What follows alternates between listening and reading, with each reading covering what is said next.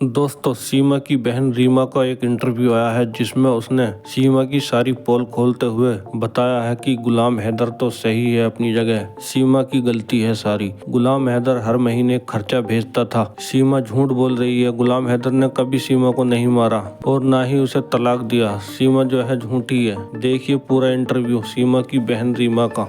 लेकिन मेरा ना पहला सवाल है, सीमा का कहना है कि 4 साल से हैदर साहब छोड़कर चले गए हैं, तलाक दे दिए हैं और खर्च नहीं देते हैं। इसके बारे में आप क्या बोलिएगा? जी वो झूठ बोल रही है। वो झूठ बोल रहे हैं। अगर हैदर भाई गए तो सीमा ने नहीं भेजा था कि आप जाओ वहाँ पैसे कमाओ, बच्चों का फ्यूचर हम बनाएंगे, उनको पढ़ाएंगे लिखाएंगे, उनके लिए घर लेंगे। सीमा ने खुद भेजा था। सीमा झूठ बोलती है। हैदर भाई हर महीने में सीमा को खर्चा देता था, 70-70 हजार, 50-50 हजार भेजता था। और वो झूठ बोल रही है। अगर हैदर भाई ने उसे तलाक देके वो चले गए थे तो हैदर भाई हमसे भी तो बात करते थे, वो भी सीमा ही हम बात करवाती थी उससे। जी हम जो ना आज तक इसलिए नहीं आ रहे थे क्योंकि हम लोग बलोच हैं, तो बलोच की जो औरतें होती हैं वो ज्यादातर इस तरह से नहीं आती है, मोबाइलों में या यूट्यूब में नहीं आती है। लेकिन अब जो सीमा रोज नए नए झूठ बोलती है तो इंसान की बर्दाश्त की भी कोई हद होती है ना। तो अब जो हमारी बर्दाश्त है ना वो खत्म हो चुकी है। और हम चाहते हैं कि हमारे बच्चे फरवा, फरहान, फरिया, मुन्नी जो है वो वापस आ जाए, अपने मुल्क आ जाए, अपने बाप के साथ रहें, पढ़े लिखे, अपना फ्यूचर बनाए। वहाँ बच्चों का क्या फ्यूचर होगा? खुद तो सारा दिन नाचती रहती है, बच्चे क्या सीखेंगे? यही सीखेंगे ना कि हमारी माँ तो नाच रही है, हमें भी नाचना चाहिए, जो हमारी माँ ने किया हमें वही करना चाहिए। सीमा, दूसरा सवाल है मेरा कि सीमा का ये कहना है, रीमा जी, मतलब मेरा दूसरा सवाल है, सीमा का ही सवाल में बात मैं पूछ रही हूँ। सीमा का ये कहना है कि हैदर साहब जुम्मे के दिन वो मेरे घर में मतलब मुझे मारते थे और मेरे आंखों में मिर्ची डालते थे, और कोई भी लड़की अगर ससुराल में उसको मारा जाता है तो वो अपने माँ के पास फोन करती है, अगर माँ नहीं है तो अपने बहन के पास फोन करेगी। तो ऐसा कभी सीमा फोन किया था? जी नहीं, वो सीमा झूठ बोलती है। ना कभी हैदर भाई ने उसे मारा है, ना कुछ किया है, ना मिर्चें डाली। अब कौन सा शौहर मिर्चें डालेगा अपनी बीवी की आंखों में, और क्यों मारेगा?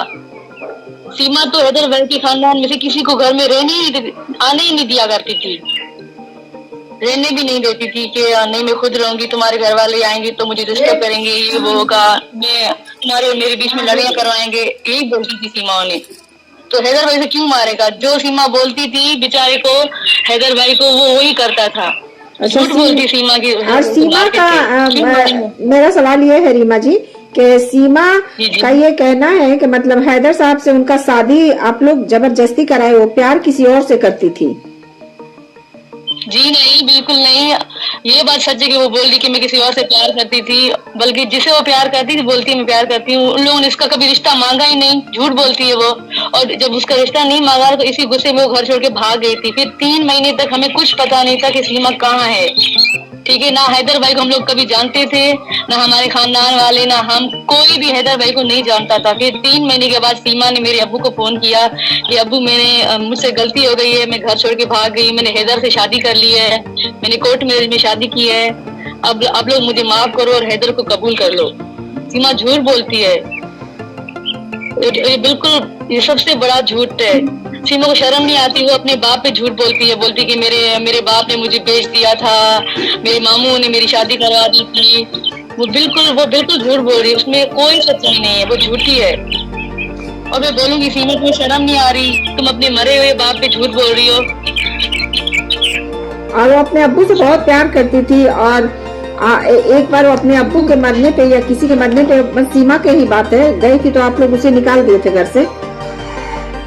बिल्कुल नहीं, बिल्कुल नहीं। जब हमारे अब्बू कराची में एडमिट थे हॉस्पिटल में ना, तो उसने एक बार भी हमारे अब्बू को फोन करके नहीं पूछा कि अब्बू आप कैसे हो, क्योंकि हमारे अब्बू उसको बोलते थे कि आप हैदर को वापस बुलाओ, अपने साथ रखो, आप अकेले क्यों रह रहे हो?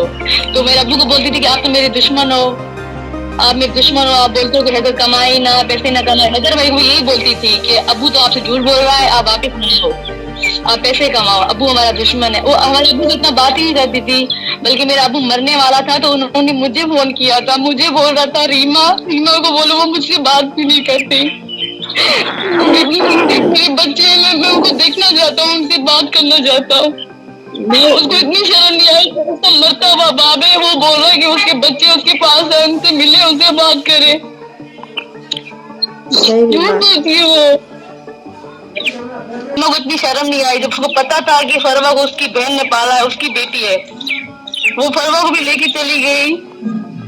फरवा मेरी बेटी थी, वो मुझे अम्मी बोलती थी, उसे अम्मी नहीं बोलती थी, उसको रीमा बोलती थी, मुझे अम्मी बोलती थी। बच्चे वो जान आती है मेरे बच्चों की।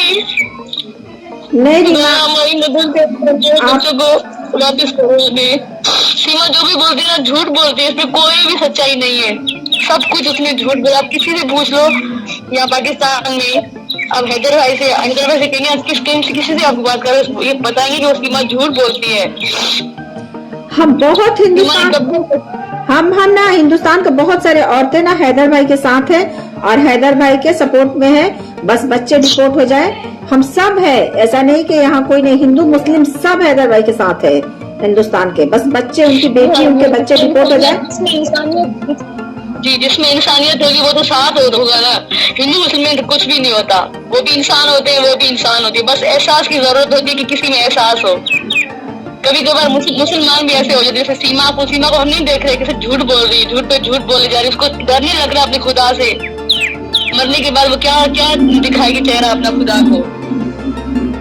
देखिए सीमा का तो वैसे हैदर भाई की निकाह में देखिए वो किसी और के साथ रह रही है। ये तो गलत है। हैदर भाई कभी उसको तलाक नहीं, वो झूठ बोल रही है। अब वो क्यों झूठ बोल रही है वो उसको पता है। अच्छा, हैदर भाई ने कभी उसको मारा है ना पीटा है, क्योंकि हैदर भाई ने उसको सलाखों पे रखा हुआ था। और सीमा को, हैदर भाई को सऊदी भी सीमा नहीं भेजा था। अच्छा रीमा, खुद नहीं गए, सीमा नहीं भेजा था। रीमा आप एक बार ये बताइए कि पहली बार जब आई थी नेपाल आई थी इस सचिन से मिलने के लिए, तो बच्चे आपके पास थे? नहीं, हम लोग गाँव थे, हमें पता ही था कि उसने हमें बताया था कि वो लाहौर जा रही है जियारत पे, ठीक है। उसने हमें कॉल करके बताया था कि वो लाहौर जा रही है जियारत पे। हम लोग गांव में थे, हमारा कोई भी कराची में नहीं था। हमारे यहाँ गांव में कजी मतलब कि पोतली हो गई थी। मेरा जो शौहर है ना, उसकी नानी का इंतकाल हो गया था, तो हम लोग गांव में थे।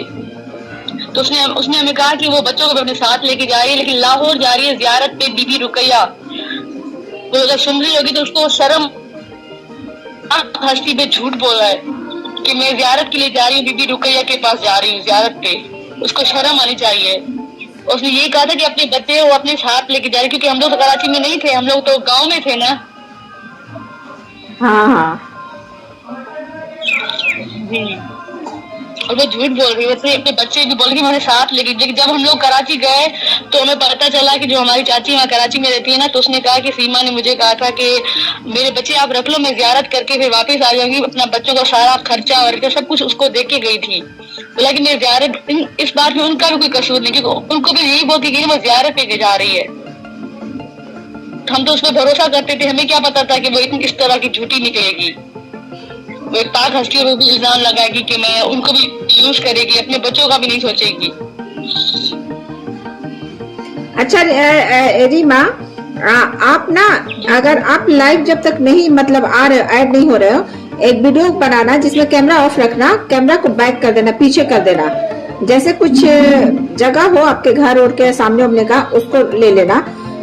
बच्चों के डिपोर्ट कराने के लिए ये सब करना पड़ेगा, क्योंकि आप उसकी खाला है, आप उसकी खाला है। आप लोगों को आना सामने ना आए आप, लेकिन कुछ ऐसा चीज होगा जो जरूरी है बहुत, तो मुझे आप एक वीडियो बनाकर भेजे वहां से, उसमें आप कुछ बोल कर भी भेजे।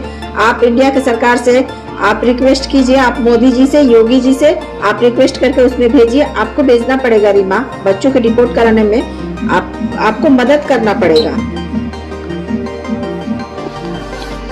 जी, आप भी कोशिश कीजिए, हम सब कोशिश करते हैं। आपकी आवाज की जरूरत होगी, आपकी आवाज बच्चों को डिपोर्ट कराने में एक ताकत बनेगा। आप मेरी बात समझ रही है? जी। मुझे आप 6 महीना हो आज, 6 महीना हो गया रीमा, आपके घर से कोई सामने नहीं आया। मुझे बहुत इस बात से मतलब मैं भी थोड़ा गुस्सा में थी कि कोई सामने नहीं आ रहा है, लेकिन आप लोग आइए, आप लोग ठीक है ऑन कैमरा ही, ऑफ कैमरा ही आप आइए, लेकिन आप ऐसा इंटरनेट के लिए आ रहे थे, लेकिन हम हैदर भाई के साथ हमेशा होते थे, उनसे हर बात पूछा करते थे, जो बात बताने वाली होती थी हम उनको बताया करते थे, हैदर भाई के साथ हमेशा होते थे। दोस्तों इसमें किसकी गलती है कमेंट बॉक्स में जरूर बताएं और ऐसी वीडियो देखने के लिए हमारे चैनल को सब्सक्राइब करें। मिलते हैं एक और वीडियो के साथ, तब तक अपना ख्याल रखें।